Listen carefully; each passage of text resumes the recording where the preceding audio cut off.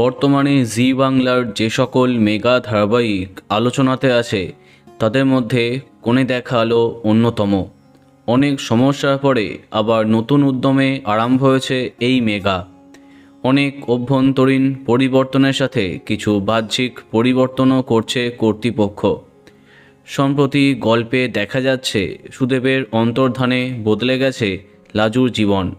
অন্যদিকে সুদেবকে হারিয়ে কান্নায় ভেঙে পড়েছে তার পরিবার।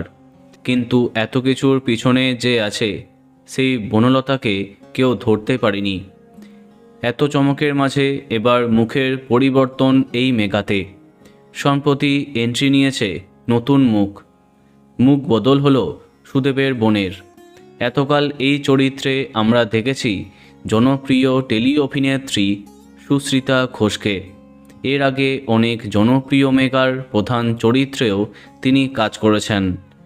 কোণে দেখা আলোয় তার চরিত্রটাও খুব গুরুত্বপূর্ণ ছিল, কিন্তু ব্যক্তিগত সমস্যার জেরে বাদ গেলেন তিনি।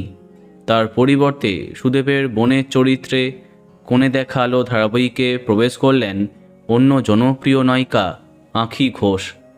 এর আগে অনেক জনপ্রিয় মেগায় নায়িকার চরিত্রেও কাজ করেছেন তিনি। সুদেব অর্থাৎ মৈনাকের বিপরীতেও নায়িকা হয়েছেন।